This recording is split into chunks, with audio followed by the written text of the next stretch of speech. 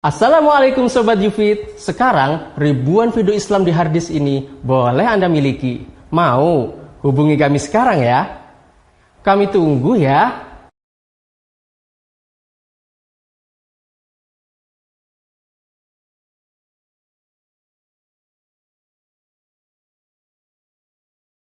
Assalamualaikum warahmatullahi wabarakatuh. Innal hamdalillah nahmaduhu wa nasta'inuhu wa nastaghfiruh wa na'udzu billahi min shururi anfusina wa min sayyiati a'malina.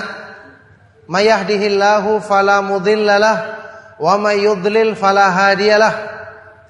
Wa asyhadu an la ilaha illallah wahdahu la syarika lah wa asyhadu anna Muhammadan abduhu wa rasuluh. Ya ayyuhalladzina amanu taqullaha haqqa tuqatih wa la tamutunna illa wa antum muslimun.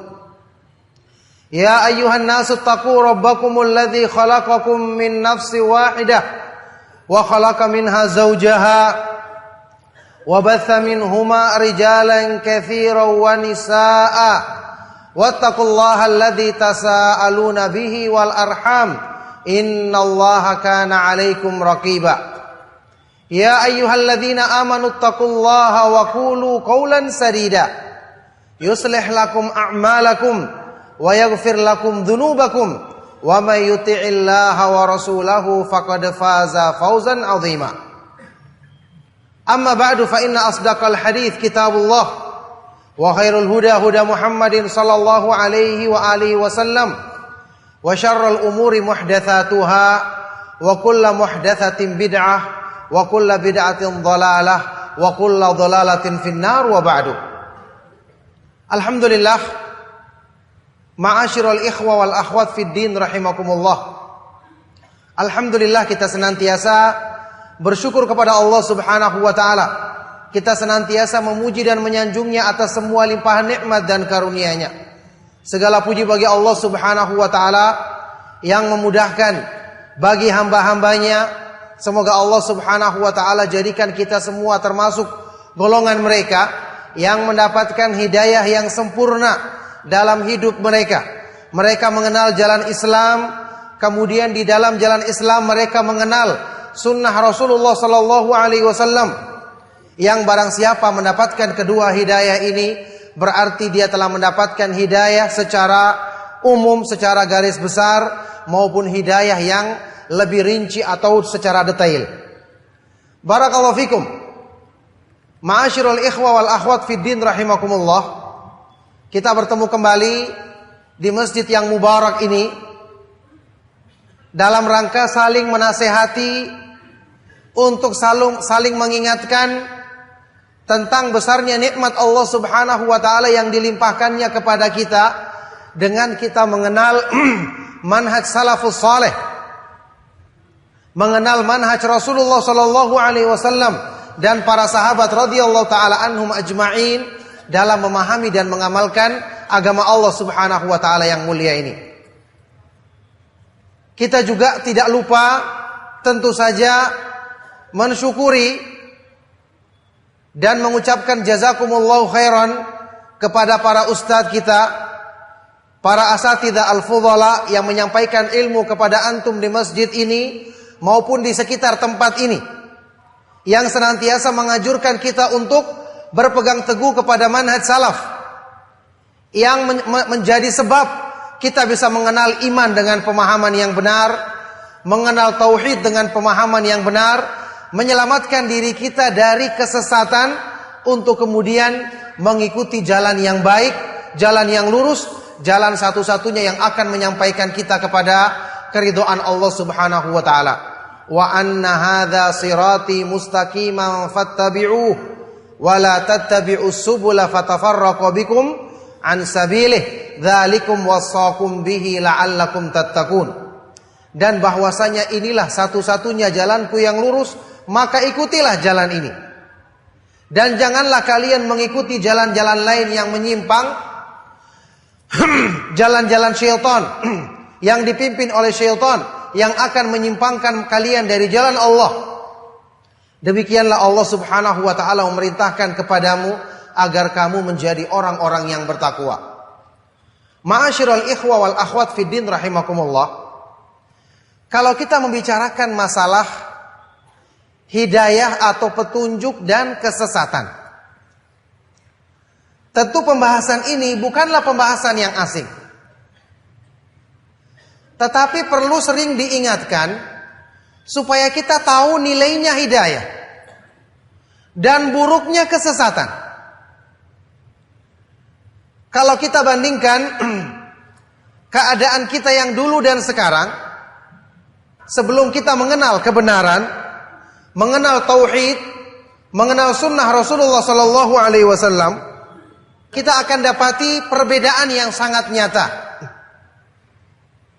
Apa yang saat ini kita saksikan, orang-orang yang melakukan perbuatan-perbuatan yang menyimpang dari tauhid. Semoga Allah Subhanahu wa taala memberikan hidayah kepada kaum muslimin untuk kembali kepada jalan yang benar.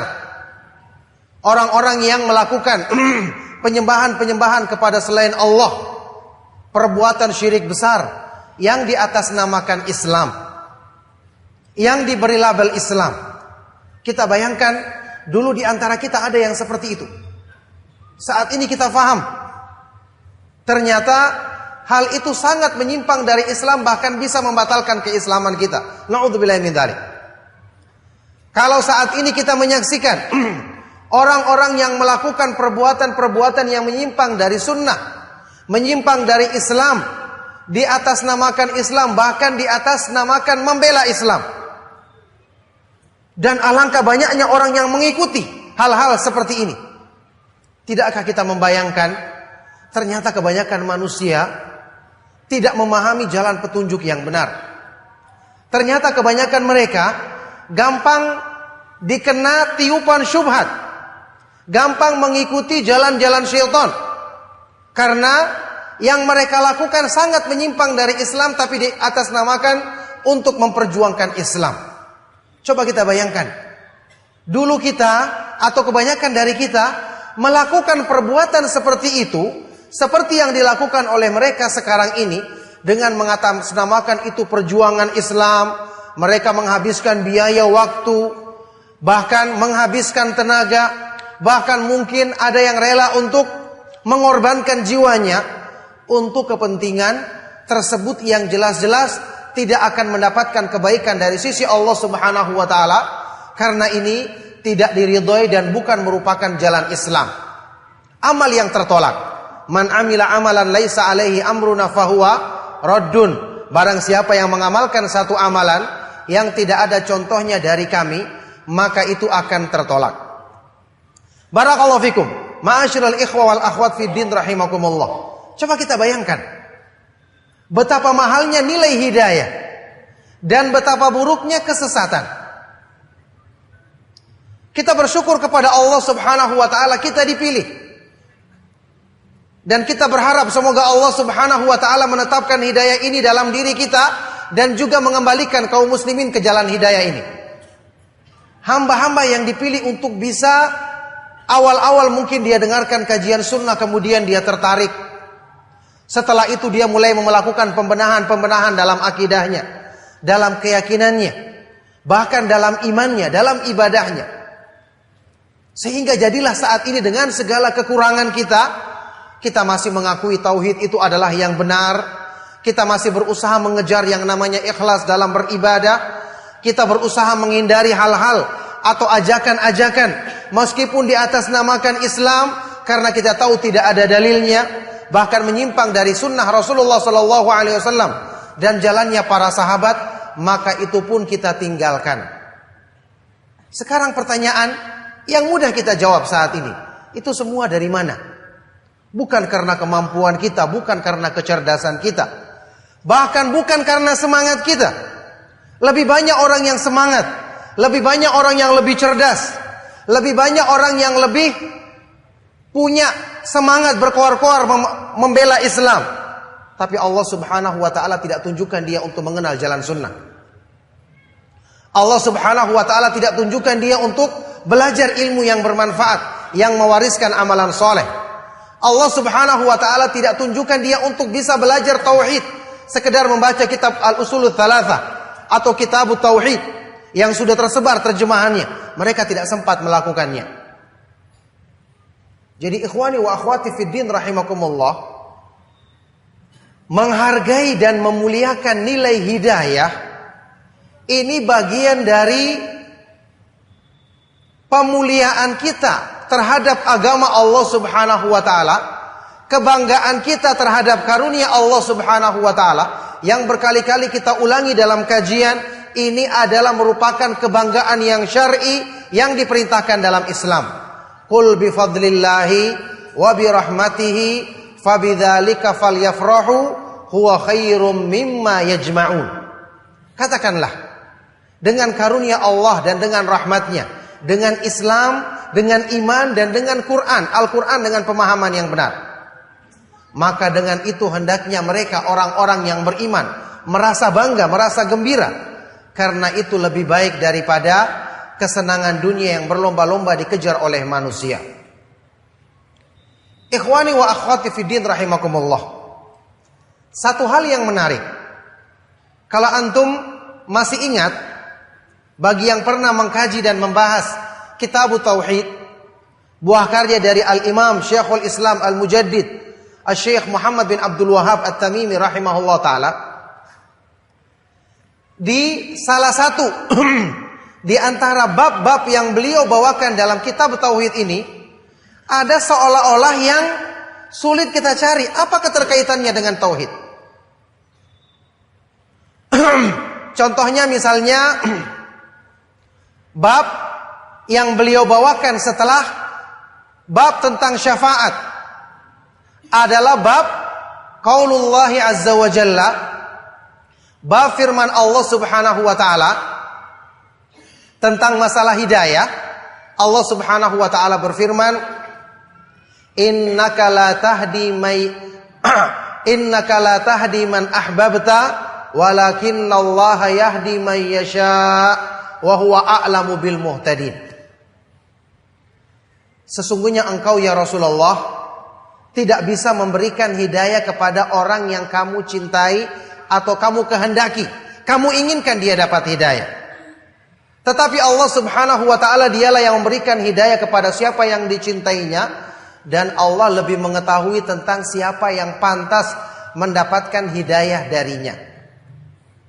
Kalau kita berpikir, hidayah di tangan Allah, terus apa hubungannya dengan Kitab Tauhid, dengan pembahasan tauhid? Apa korelasinya dengan kitab yang membahas tentang tauhid, pemurnian ibadah kepada Allah Subhanahu wa taala? Ternyata hubungannya jelas, apalagi dibawakan setelah bab syafaat. Syafaat yang Allah Subhanahu wa taala izinkan untuk diberikan oleh Rasulullah sallallahu alaihi wasallam dengan izin Allah dan hamba-hamba yang dipilih oleh Allah. Ternyata ini hubungannya erat dengan masalah tauhid, karena meminta syafaat tidak boleh ditujukan kepada makhluk, harus hanya ditujukan kepada Allah Subhanahu wa taala semata-mata. Qul lillahi asy-syafa'atu jami'an. Katakanlah, milik Allah lah semua syafaat itu. Syafaat milik Allah, jadi harus mintanya kepada Allah.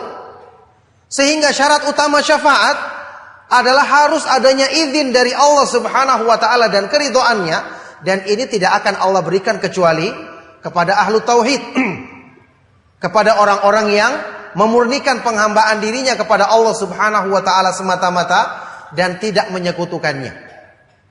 Artinya di sini kita belajar bahwa kemanfaatan di dunia dan di akhirat yang sesungguhnya itu hanya ada di tangan Allah Subhanahu wa taala, bukan di tangan makhluk. Semulia apapun dia, sekuat apapun dia, setinggi apapun kedudukannya.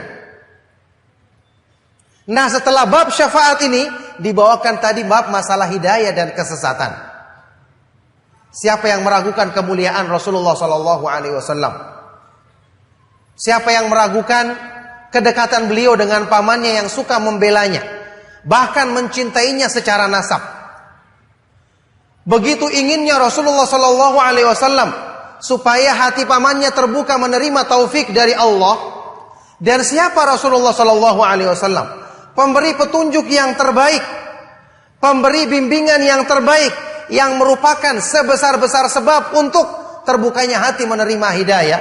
Sampai disebutkan dalam Al-Quran tentang Rasulullah sallallahu alaihi wasallam, wa innaka latahdi ila siratim mustaqim. Sesungguhnya engkau ya Rasulullah benar-benar memberikan hidayah, yakni hidayah yang berupa bimbingan, hidayah yang berupa ajakan untuk menunjukkan keindahan Islam, sebab utama terbukanya hati untuk menerima Islam. Sesungguhnya engkau benar-benar memberikan bimbingan untuk menempuh jalan yang lurus, wahai Rasulullah. Tapi semua sebab hanya menjadi sebab sebesar apapun, kalau Allah subhanahu wa ta'ala tidak menghendaki, maka tidak akan terjadi.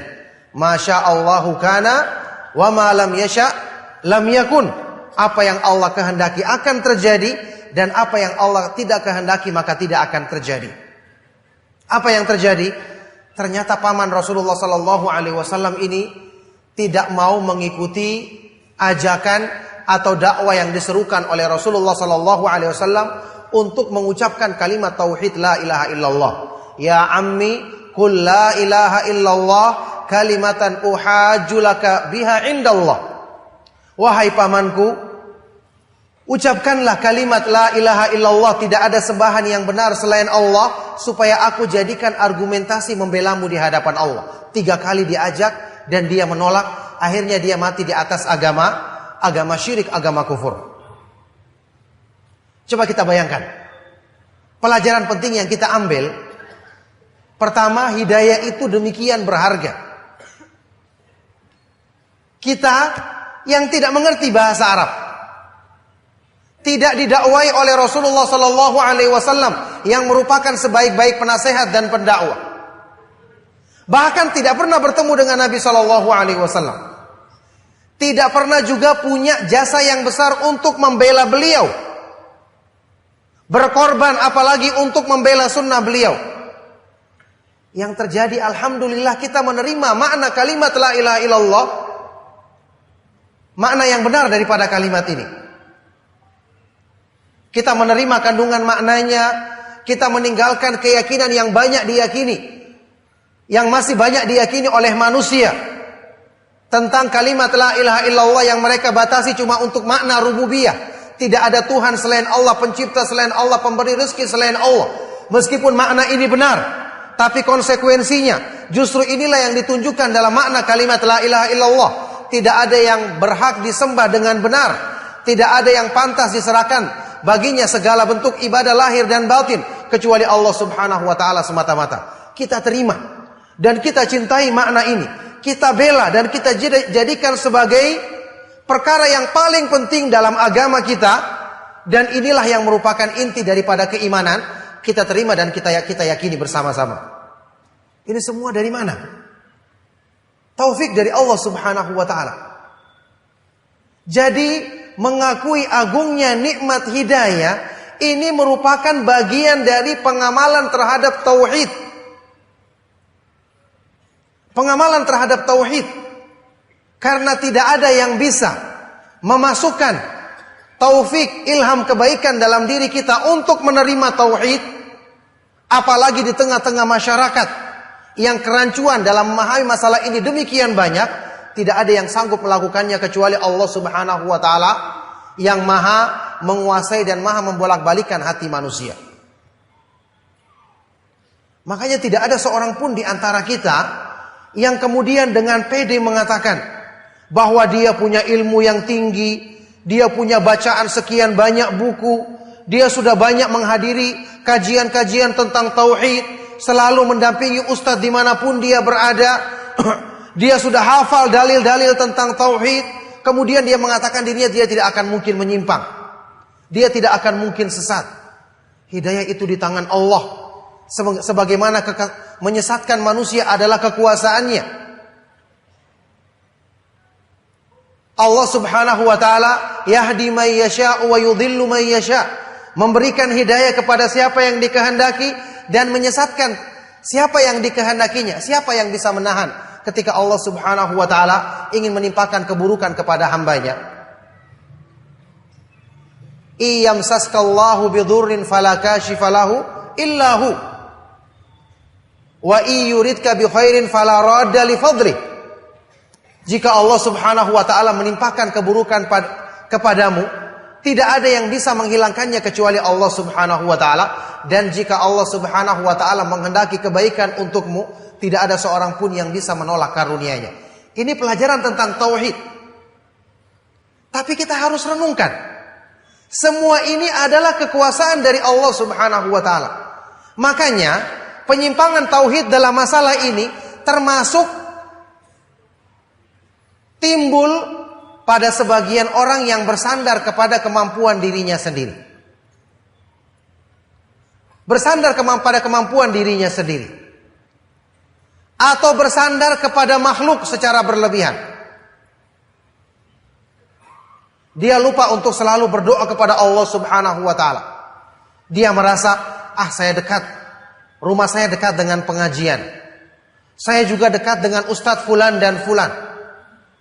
Saya juga punya sarana untuk dengarkan kajian-kajian yang menambah ilmu. Akhirnya dia merasa pede bahwa dia bisa selamat dengan bersandar kepada hal-hal ini. Allah Subhanahu wa taala adalah tempat bersandar. Ketika Anda atau seorang hamba memalingkan penyandaran dirinya dalam semua keadaan, termasuk dalam masalah hidayah, dalam masalah ilmu, istiqamah di atas Islam dan sunnah, ketika dia menyandarkan kepada selain Allah, ketika itulah dia melakukan perbuatan syirik, dan ketika itulah Allah Subhanahu wa taala akan berlepas diri darinya. Na'udzubillahi min dzalik. Ketika Allah berlepas diri darinya, maka syaitan yang akan menguasainya. Ana agna syuraka'i ani syirki, faman amila amalan asyraka ma'i fihi ghairi taraktuhu wa syirkahu. Wa fi riwayatin fa ana bari'um minhu. Ini pelaku syirik, menyekutukan Allah. Barang siapa yang melakukan satu amalan, dia menyekutukan aku dengan selainku, kata Allah, maka aku akan tinggalkan dia dengan persekutuan yang dilakukannya. Dalam riwayat lain, aku akan berlepas diri darinya. Nah, disinilah ikhwani wa akhwati fiddin rahimakumullah. Kalau sudah kita mengetahui demikian mahalnya nilai hidayah, harusnya kita sering berdoa kepada Allah Subhanahu wa taala memohon hidayah. Harusnya kita berhati-hati dalam kehidupan. Anda saat ini mengenal sunnah dan mengikuti kajian sunnah. Siapa yang bisa menjamin hidayah ini terus ada pada diri kita? Kalau kita tidak hati-hati. Saat ini sarana untuk sampainya informasi, media sosial demikian mudah terbuka. Dan demikian mudahnya kita membaca setiap bacaan tanpa hati-hati. Demikian mudahnya kita menerima semua yang disampaikan di hadapan kita tanpa menyeleksi. Ini terbukti. Ini terbukti dengan kemudian seringnya muncul kerancuan-kerancuan dalam memahami pemahaman Islam, dalam memahami permasalahan akidah dan manhaj Ahlus Sunnah wal Jamaah yang padahal sudah diterangkan berkali-kali oleh para ustadz. Ketika muncul demo, ketika muncul tanggapan terhadap hal-hal yang diisukan merupakan kesalahan pemerintah, sebagian orang masih ikut-ikut menjelek-jelekan pemerintah. Padahal ini menyimpang dari akidah Ahlus Sunnah wal Jamaah. Kalau menyimpang dari akidah Ahlus Sunnah wal Jamaah, berarti tidak akan membawa kepada kebaikan. Pasti akan mendatangkan kerusakan. Kerusakan artinya adalah penyimpangan dari manhaj yang benar. Kenapa dalam hal-hal yang seperti ini masih banyak terjadi orang yang ikut-ikutan? Tidak merujuk atau bertanya kepada para ulama atau kepada para ustadz sunnah. Berarti kerancuan besar. Ini permasalahan yang besar. Bukan permasalahan yang sepele. Penyimpangan dalam memahami dan mengamalkan ilmu akan senantiasa dilontarkan oleh syaitan untuk memalingkan manusia dari jalan Allah Subhanahu wa taala. Apalagi penyimpangan syubhat yang di atas namakan agama. Tentu ketika seseorang itu telah mengenal sunnah, syubhat yang dihadapinya akan semakin besar lagi. Maka dia dituntut untuk lebih sering berdoa kepada Allah Subhanahu wa taala. Ingat, yang maha kuasa menyelamatkan kita dari kesesatan adalah cuma Allah Subhanahu wa taala. Dalam sebuah hadis qudsi yang sahih, Allah Subhanahu wa taala berfirman, "Ya ibadi kullukum dhallun illa man hadaituhu fastahduni ahdikum." Wahai hamba-hambaku, kalian semua adalah orang-orang yang tersesat kecuali yang aku berikan hidayah kepadanya. Maka mohonlah hidayah kepadaku supaya aku berikan hidayah dan petunjuk itu kepadamu. Ini terjadi, ma'asyiral ikhwa wal akhwat fid din rahimakumullah. Seiring dengan mudahnya kita mendapatkan tontonan, banyaknya pengakuan-pengakuan mengikuti manhaj salaf. Orang-orang sudah pada tahu manhaj salaf itu banyak yang gemari, banyak yang menyukainya, sehingga propaganda dengannya ini merupakan propaganda yang laris. Dan banyak yang terperangkap karena itu. Bukan cuma kalangan orang-orang awam, orang-orang yang dikatakan pandai dan berilmu saja ada yang terjerumus, kemudian mengikuti pemahaman yang sesat, mendukung teroris dan seterusnya. Tidakkah kita khawatirkan agama kita yang demikian berharga ini untuk Allah Subhanahu wa taala selamatkan kita darinya? Makanya oleh karena itulah ikhwani wa akhwati fid din rahimakumullah, berpegang teguh dengan pemahaman salaf. Berpegang teguh untuk selalu bersandar kepada Allah. Coba misalnya, ketika antum menghadapi satu pemahaman yang disampaikan di hadapan kita, para ulama Ahlus Sunnah wal Jamaah senantiasa mengingatkan, jika ada yang menyampaikan sesuatu di hadapanmu, maka teliti dulu orangmu. Ini pun sudah dibahas oleh para ustadz kita berkali-kali. Inna hadzal ilma dinun fanzuru amman ta'khuduna dinakum. Ilmu agama adalah agamamu, menyangkut kebaikan imanmu. Lihat dari siapa kau mengambil ilmu agamamu. Imam Al-Barbahari dalam Syarhus Sunnah mengatakan, fanzur rahimakallah kullaman sami'ta kalamahu min ahli zamanika khassatan. Lihat dan teliti, semoga Allah merahmatimu. Semua orang yang menyampaikan pemahaman agama di hadapanmu, teliti, jangan terburu-buru. Agama itu bukan diukur dari sekedar kepandaian menyampaikan atau sesuatu yang ramai disukai oleh orang umum kemudian kita ikut-ikut masuk ke dalamnya. Bukan demikian. Siapa di antara kita yang ketika dia membaca atau mendengarkan sesuatu, dia berdoa kepada Allah Subhanahu wa taala berlindung dari kesesatan, memohon agar diberikan kemanfaatan? Tidak ada. Yang dilakukan oleh sebagian orang adalah dengan rasa pede. Yang penting saya sudah mengetahui mana yang benar, mana yang salah, saya tinggal dengarkan saja. Ini berbahaya. Ingat, ilmu yang bermanfaat itu banyak.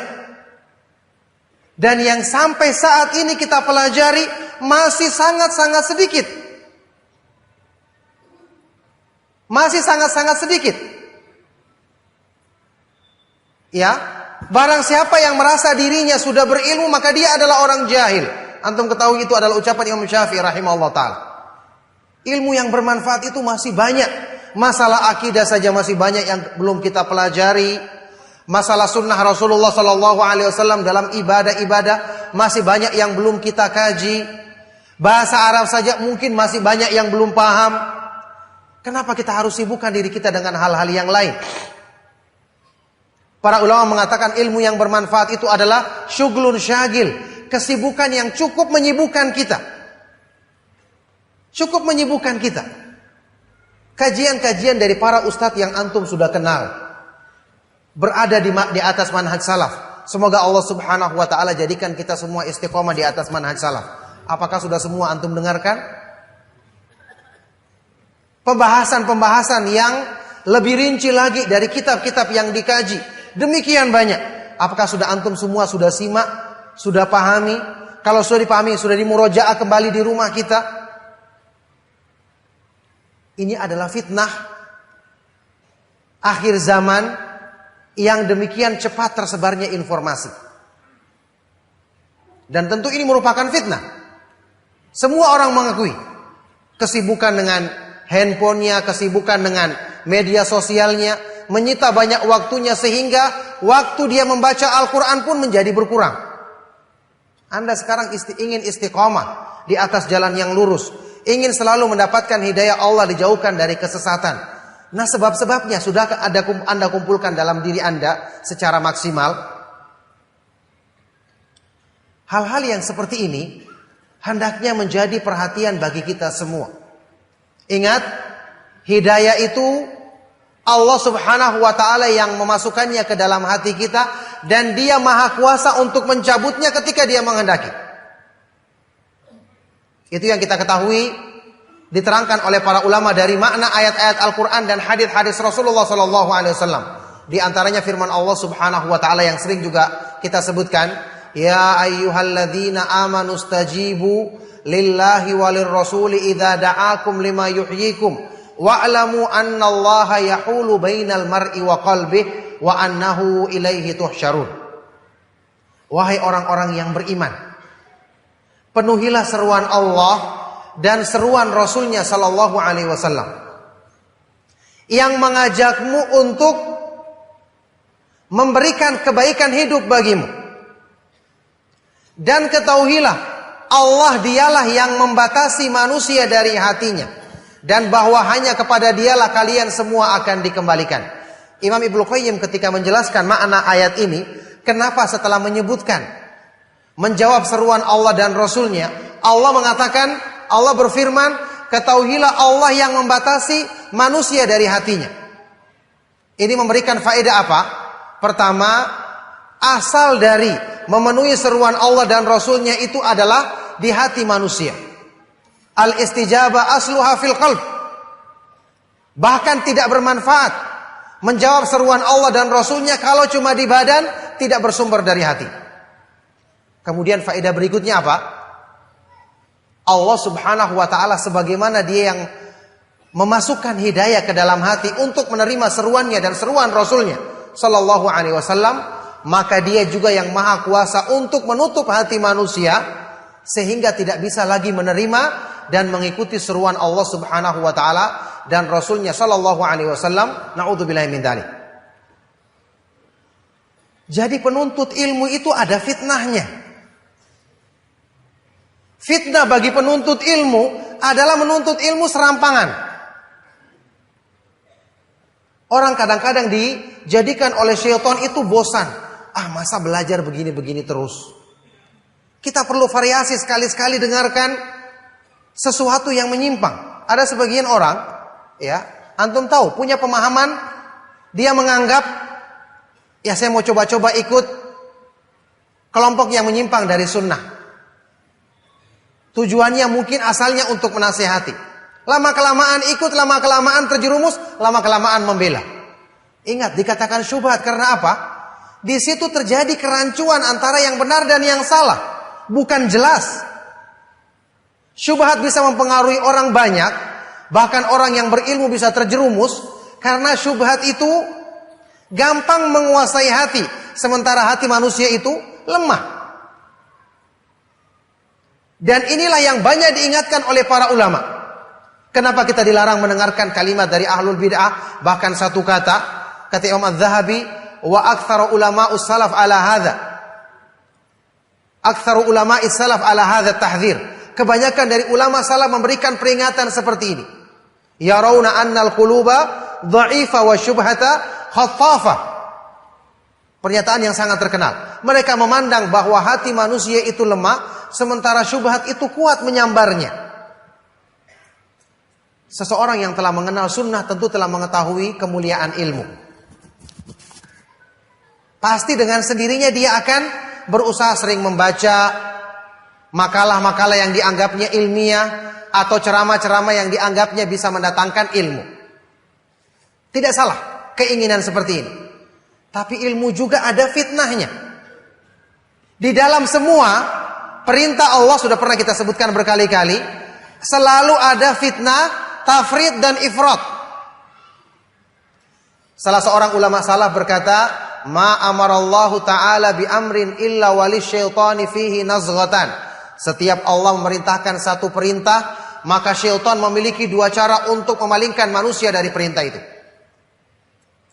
Imma ila tafritin wa taksir, bisa jadi digoda manusia untuk kurang dan malas melakukannya, wa imma ila guluwin wa mujawazah, dan bisa jadi dengan ekstrim dan berlebih-lebihan, wala yubali bi ayyihima dhafir, dan syaitan tidak peduli dengan cara mana saja yang berhasil.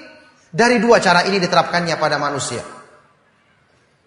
Syaitan itu pandai, ahli dalam menggoda.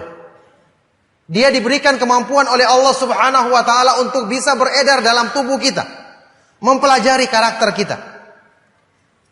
Penuntut ilmu tidak akan digoda untuk menjauhi ilmu secara langsung. Dia akan digoda perlahan-lahan supaya mungkin mau mendengarkan ucapan orang-orang yang menyimpang. Lama-lama dia ragu terhadap manhaj salaf. Lama-lama dia berpikiran salaf ini memecah belah. Lama-lama dia berpikiran salaf ini hanya duduk belajar, tidak pernah berbuat. Salaf ini tidak mengingkari kemungkaran, tidak mengkritik pemerintah, tidak berjihad, dan seterusnya. Akhirnya menyimpang dari Islam. Dan itu terjadi. Dilakukan oleh sebagian orang, bahkan sebagian dari yang telah dianggap ustadz, yang tadinya menisbatkan diri kepada manhaj salaf. Tentu kita berdoa semoga Allah Subhanahu wa taala memberikan petunjuk kepada mereka untuk kembali ke manhaj salaf. Makanya Imam Ibnu Qayyim sewaktu menyebutkan tentang fitnah yang dua sisi tadi, tafrid dan ifrat, sikap meremehkan dan berlebih-lebihan melampaui batas, beliau diantaranya mencontohkan dalam ilmu. Kata Ibnu Qayyim rahimahullah taala, ilmu dia contohkan pertama dalam ibadah, dalam masalah tauhid, dalam masalah termasuk dalam masalah menuntut ilmu. Kata beliau, disebutkan dua golongan. Faqad qassara biqaumin fil ilmi hatta mana'ahum minal ilmi alladhi yanfa'uhu. Syaitan menggoda satu kaum. Aslinya mereka ini tidak suka belajar. Bahkan mencela orang-orang yang belajar agama. Dikatakan itu cuma kulit-kulitnya agama. Digoda kelompok ini supaya terhalangi sama sekali dari belajar ilmu yang bermanfaat. Ternyata ada golongan manusia yang kedua kan. Mereka mau belajar. Tahu keutamaan menuntut ilmu. Tahu keutamaan mengkaji Al-Quran dan Sunnah dengan pemahaman salaf. Apa yang diperbuat oleh syaitan? Tidak kehabisan akal. Wa tajawaza bil akharin, kata Ibnu Qayyim rahimahullah ta'ala. Dia menggoda kaum yang lain untuk melampaui batas. Menggoda mereka untuk melampaui batas dalam menyikapi ilmu, hatta ja'alul ilma wahdahu huwal ghayata dunal amali bihi. Sampai digoda mereka untuk mensikapi ilmu itu sebagai puncak tujuan, tanpa memikirkan untuk mengamalkannya, untuk memperbaiki diri dengannya. Ada sebagian orang yang menjadikan ilmu itu hanya sekedar wawasan, tidak dipraktekkan. Dia belajar. Manhaj salaf itu mengajarkan segala kebaikan. Kelihatannya kadang-kadang tidak masuk akal kita karena akal kita yang banyak syubhatnya atau pemahaman kita yang kurang. Kira-kira maslahatnya apa? Tapi dulu para ulama salaf bertahan dengan akidah ini. Contohnya menyikapi pemerintah. Para ulama kita disiksa, Imam Ahmad sampai berapa khalifah yang memenjarakannya dan menyiksanya. Dia tetap bersabar. Setelah itu Allah Subhanahu wa taala berikan kemenangan kepada dakwah sunnah. Dari arah yang kita tidak sangka-sangka dan perhitungkan. Ada sebagian orang yang sudah baca ini, sudah pelajari ini, tapi ketika giliran praktek, dia masih merasa, apa kita hanya harus teori-teori saja, sampai kapan kita bersabar? Akhirnya muncul pikirannya mendatangkan ide-ide baru. Dengan alasan supaya manhaj salaf ini bisa kita dakwakan lebih baik lagi. Kalau seandainya ide itu didukung dengan ilmu, tidak mengapa. Sebelum dikeluarkan, dikonsultasikan kepada para ulama atau para ustadz yang berilmu. Masya Allah, ini adalah memang dianjurkan dalam manhaj salaf. Tapi ada orang yang tidak demikian. Dia berbuat dulu, dia melakukan dulu, baru cari dalilnya. Akhirnya yang terjadi penyimpangan. Dan sangat disayangkan, yang seperti ini kenapa masih laris atau diterima di kalangan orang-orang yang telah mengenal kajian sunnah. Ini menunjukkan apa? menunjukkan pemahaman kita tentang manhaj itu sangat-sangat lemah. Atau ilmu yang sudah kita pelajari belum menancap kuat ke dalam diri kita. Masih mudah terombang-ambing. Para ulama salaf dulu kokoh dalam menghadapi cobaan, fitnah syubhat maupun syahwat. Apalagi para sahabat radhiyallahu taala anhum ajmain. Bagaimana tawaran-tawaran kepada mereka untuk berpaling dari mengikuti petunjuk Nabi sallallahu alaihi wasallam. Tapi karena ilmunya menancap kuat, ilmunya, imannya merasuk ke dalam hati, yang terjadi adalah kadzalikal imanu hina tukhalitu basyashatuhul qulub. Memang demikian gambarannya iman, ilmu yang bermanfaat ketika kemanisannya telah merasuk ke dalam hati. Jadi dipraktekkan. Kita harus yakin mempraktekkan ilmu meskipun secara pandangan, pikiran dan perasaan kita masih ragu-ragu. Kira-kira berhasil apa tidak? Kita harus yakin dengan janji Allah Subhanahu wa taala daripada apa yang dipikirkan oleh pikiran kita, dihasilkan oleh prasangka-prasangka kita atau yang muncul dalam ide-ide kita. Bukankah ini sudah kita ketahui? Inilah sumber timbulnya hawa nafsu. Nafsu yang menyesatkan timbul dari pemikiran-pemikiran atau ide-ide yang dimunculkan oleh sebagian orang yang itu tidak ada landasannya. Hanya sekedar prasangka baik yang dianggapnya baik muncul dalam pikirannya. Makanya Imam Al-Barbahari dalam kitab Syarh Sunnah menegaskan, wa'lam anna dina innama ja'a min qibalillahi tabaraka wa ta'ala lam yudha ala uqulir rijali wala ala araihim. Ketahuilah bahwa agama ini datangnya adalah dari sisi Allah. Agama ini harus dengan dalil. Bukanlah diletakkan pada akal-akal pikiran manusia, bukan juga keluarnya dari pendapat-pendapat yang muncul dari pikiran atau ide-ide mereka. Antum semua harus yakin saat ini ya, banyak informasi yang kita dapatkan itu dibawakan dengan bahasa-bahasa yang indah dan menarik. Banyak yang terpengaruh. Karena mau tidak mau, saat ini kita merasa harus menggunakan media sosial. Ya resikonya seperti itu. Coba di zaman-zaman dahulu ketika waktu yang belum lama berlalu ketika medsos belum begitu tersebar. Alhamdulillah fitnah pun juga tidak begitu banyak. Ada fitnah tapi tidak cepat tersebarnya. Ketika kita butuhkan satu permasalahan untuk dijawab yang ingin kita amalkan atau kita yakini, kita langsung berhubungan dengan ustadz. Kalau sekarang banyak orang merasa tidak perlu saya cari ustadz, langsung cari saja di internet. Cari sendiri. Akhirnya pahami sendiri, sesat sendiri, nanti masuk neraka sendiri. Na'udzubillahi min dzalik. Ini keadaan yang terjadi. Subhanallah, antum lihat sekarang petunjuk dan kesesatan itu demikian dekat. Kita jadi ingat makna sabda Rasulullah SAW. Antum ingat semua hadis sahih riwayat Imam Muslim tentang fitnah di akhir zaman. Mungkin saat ini gambarannya sudah sangat terasa. Badiru bil a'mali fitanan kaqita'il lailil mudlimah yusbihu ar-rajulu mu'minan wa yumsi kafiran wa yumsi mu'minan wa yusbihu kafiran. Hendaknya kalian segera dalam melakukan amal-amal kebaikan. Segera untuk mendekatkan diri kepada Allah sebelum nanti munculnya fitnah-fitnah yang datang silih berganti. Sekarang fitnah itu yang datang subhanallah sangat cepat sampai kepada kita. Ketika munculnya fitnah ini digambarkan seperti bagian malam yang sangat gelap gulita, tidak nampak dan tidak jelas. Banyak orang yang tidak tahu bahwa itu fitnah. Dia ikut akhirnya terjerumus sehingga ada orang yang di pagi harinya masih beriman, sore harinya dia telah menjadi kafir. Atau sore harinya dia telah beriman, dia beriman, besok paginya dia telah menjadi kafir. Alangkah dekatnya iman dengan kufur di zaman fitnah. Jadi hidayah dan petunjuk itu bisa berubah dalam sekejap. Kalau kita tidak sayang kepada karunia Allah Subhanahu wa taala yang agung ini. Makanya kita saat-saat ini harus lebih sering berdoa, wallahi. Harus lebih sering belajar menuntut ilmu. Harus hal-hal yang berhubungan dengan pemahaman akidah kita sudah berusaha untuk selesaikan. Ini kesibukan yang sebenarnya sangat cukup untuk mengisi waktu kita, akan tetapi tipu daya syaitan memang luar biasa. memalingkan kita sedikit demi sedikit dari ilmu yang bermanfaat, muncullah fitnah saat ini. Banyaknya sesuatu yang dibawakan dengan kata-kata indah yang menipu. Yuhi ba'duhum ila ba'din zukhrufal qawli gurura. Satu sama lain saling membisikkan, syaitan dan jin dan manusia, kata-kata indah yang menipu. Akhirnya banyak orang yang terperdaya.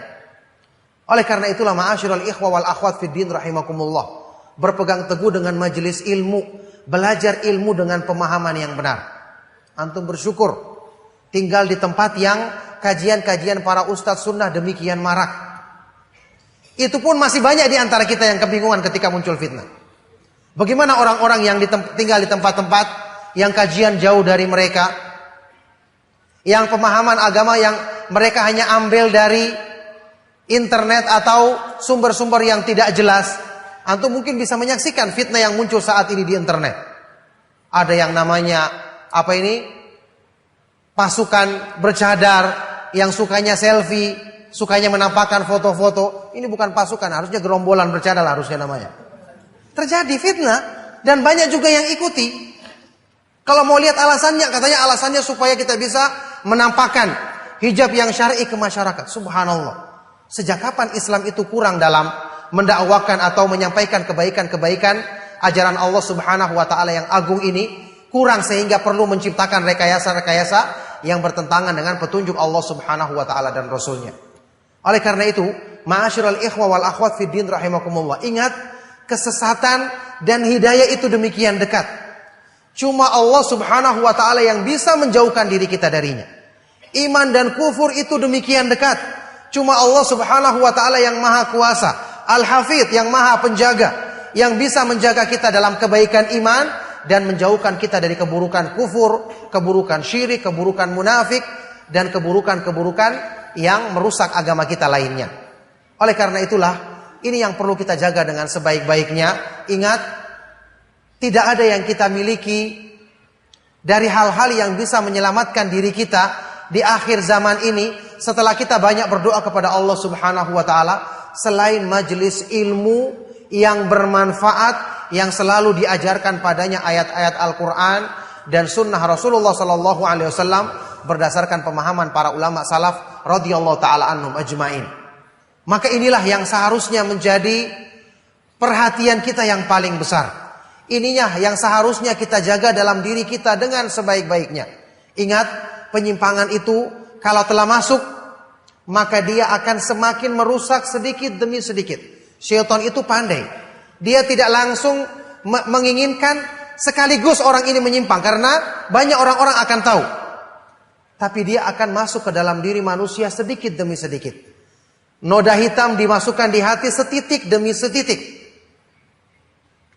Lama-kelamaan ketika dia sudah terperangkap, dia tidak akan bisa keluar darinya.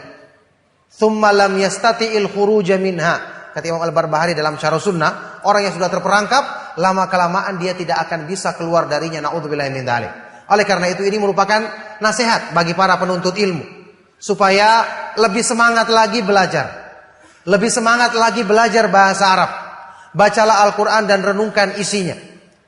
Bacalah hadis-hadis sahih dari Rasulullah SAW dan amalkan. Jangan lupa selalu berdoa kepada Allah Subhanahu wa taala, meminta petunjuknya, karena Dia yang maha kuasa untuk selalu menetapkan petunjuknya pada diri kita semua. Maka inilah nasihat yang ingin saya sampaikan dalam kesempatan kajian di malam hari ini. Semoga bermanfaat dan menjadi sebab kebaikan bagi kita semua. Semoga Allah Subhanahu wa taala menetapkan diri kita di atas Islam, di atas sunnah Rasulullah sallallahu alaihi wasallam, menetapkan dalam diri kita kecintaan terhadap majelis ilmu, kecintaan untuk menuntut ilmu yang bermanfaat, yang mewariskan amalan soleh, untuk mengkaji ayat-ayat Al-Quran dan hadis-hadis Rasulullah sallallahu alaihi wasallam berdasarkan pemahaman para ulama ahlus sunnah wal jamaah. Barakallahu fikum. Mohon maaf jika ada kata-kata yang salah dan kurang berkenan. Saya cukupkan. Sallallahu wasallam wa barak ala nabiyina Muhammad wa ala alihi wa sahbihi wa man tabi'ahum bi ihsan ila yaumiddin wa akhiru da'wana alhamdulillahi rabbil alamin. Alhamdulillah wassalatu wassalamu ala rasulillah. Ada pertanyaan? Yang pertama, bagaimana cara kita mempertahankan hidayah pada diri kita? Tadi sudah dibahas. Hidayah itu kita pertahankan dalam diri kita dengan meminta kepada yang punya hidayah. Minta kepadanya semata-mata. Jangan bersandar kepada siapapun karena hidayah ada di tangan Allah Subhanahu wa taala. Kemudian berpegang dengan sebab-sebabnya. Allah Subhanahu wa taala yang memerintahkan kita untuk memohon hidayah, berarti kita harus banyak berdoa, memohon hidayah. Kemudian menetapi majelis ilmu sunnah, karena sunnah Rasulullah sallallahu alaihi wasallam adalah sebaik-baik petunjuk. Wa khairul huda Muhammadin sallallahu alaihi wasallam. Sebaik-baik petunjuk adalah petunjuk Nabi Muhammad SAW. Artinya sebaik-baik yang memudahkan kita memahami hidayah, hati kita lapang terbuka menerima hidayah adalah belajar sunnah Rasulullah SAW, belajar ilmu agama sesuai dengan pemahaman sunnah Rasulullah SAW. Apakah benar perbedaan pendapat itu adalah sunnah? Kalau perbedaan pendapat adalah sunnah, berarti kesepakatan adalah bid'ah. Apakah begitu? Masya Allah, ini mendolimi sunnah namanya. Sama dengan perbedaan pendapat adalah rahmat, berarti kesepakatan adalah azab, bencana. Tidak mungkin demikian. Makanya hadis yang menyebutkan ikhtilafu ummati rahmah, antum tahu perbedaan pendapat di kalangan umatku adalah rahmat, ini adalah hadis palsu, bertentangan bahkan dengan makna Al-Quran. Allah Subhanahu wa taala hanya memuji orang-orang yang bersatu, bersepakat. Wala yazaluna mukhtalifin illa man rahima rabbuka. Senantiasa manusia itu berselisih, berbeda pendapat, kecuali yang dirahmati oleh Allah. Berarti yang Allah rahmati adalah orang-orang yang selalu menginginkan persamaan pendapat. Al-Quran dan Sunnah diturunkan. Apakah untuk kita berbeda atau untuk menyatukan pendapat? Untuk membedakan pendapat atau menyatukan pendapat? Untuk menyatukan pendapat. Makanya kita disuruh merujuk kepada Al-Quran dan Sunnah. Fa in tanaza'tum fi syai'in farudduhu ilallahi war rasuli in kuntum tu'minuna billahi wal yaumil akhir dzalika khairun wa ahsanu ta'wila. Kalau kalian berbeda pendapat tentang sesuatu, maka kembalikanlah kepada Allah dan Rasulnya. Jika kalian benar-benar beriman kepada Allah dan hari akhir, itulah yang lebih baik dan akibatnya kesudahannya akan baik. Adapun para ulama yang berbeda pendapat, kenapa mereka tidak dicela? Karena mereka tidak menginginkan perbedaan pendapat. Buktinya mereka kembali kepada dalil. Mereka selalu mengeluarkan pendapat yang bersumber dari dalil. Cuman ada yang sampai kepadanya hadis yang sahih, ada yang tidak sampai, maka dia keluarkan pendapat dari apa yang dipahaminya ternyata keliru. Maka ini kita katakan yang seperti ini, yang termasuk dalam sabda Rasulullah sallallahu alaihi wasallam, "Idza hakamal hakimu fajtahada fa asaba falahu ajran wa in akhta'a falahu ajrun wahid." Kalau seorang hakim memutuskan satu perkara, dia berijtihad, benar maka pahala 2, kalau salah maka pahalanya 1. Kenapa? Dia tidak menginginkan perbedaan. Buktinya kalau ada dalil dia segera merubah pendapatnya. Para ulama kita terkenal, seperti Imam Syafi'i, ada pendapatnya yang lalu, ada pendapatnya yang baru. Berarti dia merubah pendapatnya ketika sampai kepadanya dalil-dalil dari sunnah Rasulullah SAW. Makanya bersengaja membedakan diri dalam masalah pendapat. Setelah sampainya dalil, ini merupakan azab, bukan merupakan rahmat. Ini merupakan bid'ah dan menyimpang dari sunnah Rasulullah sallallahu alaihi wasallam. Saya bekerja di perusahaan listrik, di sana kami tetap menjaga mesin yang operasi maupun ketika hari Jumat. Bagaimana yang terbaik bagi saya, Ustadz? Saya pernah bertanya tentang masalah ini, mirip seperti ini kepada Syekh Sulaiman Ar-Ruhaili hafizahullah taala. Jawaban beliau, pertama, karena ini kondisi darurat, pertama diusahakan dulu kalau bisa yang menjaga ketika hari Jumat adalah orang yang tidak punya kewajiban sholat. Ya, ini misalnya orang kafir. Ya, maksudnya dalam masalah ini tidak, dia punya, tetap diwajibkan dia untuk sholat, tapi karena dengan kufurnya dia tidak melaksanakan sholat. Kalau terpaksa tidak ada orang muslim yang melakukannya, maka diusahakan bergantian. Jangan sampai berturut-turut berapa kali dia meninggalkan Jumat. Itu kalau terpaksa. Seandainya ada orang lain yang bisa menjaga dan itu cukup untuk mengatasi masalah ini, ya, tidak perlu dengan meninggalkan sholat Jumat, maka itu tentu lebih diutamakan. Kalau terpaksa keadaannya seperti tadi, orang ini menjaga di pekan ini, Jumat berikutnya harus yang lain, jangan sampai berturut-turut dia meninggalkan Jumat. Bagaimana solusinya, Ustadz? Seorang akhwat yang mengenal pemahaman as-sunnah tapi orang tuanya menentang. Ya, berdoa kepada Allah dan mohon dibukakan hati orang tua kita, kemudian usahakan sebab-sebab yang baik yang bisa menyampaikan dakwah kepadanya. Insya Allah dakwah Islam ini kalau sampai kepadanya tanpa ada provokasi dari yang lain, maka dia akan terima. Karena asalnya banyak orang-orang yang mencintai kebenaran. Antum terus berusaha, ya anti terus berusaha, berdoa kepada Allah, kemudian sampaikan ceramah yang bermanfaat atau buku-buku atau siapa saja dari orang-orang yang mungkin dihormatinya untuk bisa menasihatinya. Semoga Allah Subhanahu wa taala membukakan hatinya. Bagaimana peran kita sebagai seorang yang baru kenal manhaj salaf sementara masih banyak keluarga tetangga di pelosok Lombok ini yang belum tahu tentang sunnah, bahkan keluarga kita sedangkan kita masih kurang ilmu. Ya, yang bisa kita lakukan adalah berusaha semaksimal mungkin menyebarkan dakwah sunnah. Alhamdulillah para ustadz kita tidak kurang. Memang ada pelosok-pelosok yang belum mungkin tersentuh, tapi karena ketidakmampuan, tapi dengan adanya siaran radio, ya, radio sunnah atau media-media sunnah lainnya, mudah-mudahan akan tersebar dan sampai kepada mereka. Juga ada TV sunnah misalnya, ini akan memudahkan kita. Saat ini mungkin kita bisa promosikan untuk mereka dengarkan radio tersebut, atau dengarkan atau saksikan siaran-siaran kajian televisi sunnah misalnya. Antum bisa promosikan ini supaya mereka tertarik, akhirnya dengan sebab itu mereka dapat hidayah, dan alangkah banyaknya yang mendapatkan hidayah dengan izin Allah Subhanahu wa taala dengan cara seperti ini. Nah, barakallahu fikum. Iya, ini juga tadi pertanyaan yang kedua dari yang tadi. Si akhwat ini ingin menikah tapi orang tuanya ingin menyelesaikan kuliahnya dan mencari kerja. Kalau masalah ingin menikah, mendaftar sama Ustadz Mizan aja. Nanti beliau yang carikan. Ya, atau Ustadz yang ada. Kalau masalah orang tuanya masih menginginkan dia kuliah mencari kerja, dinasihati dengan cara yang baik.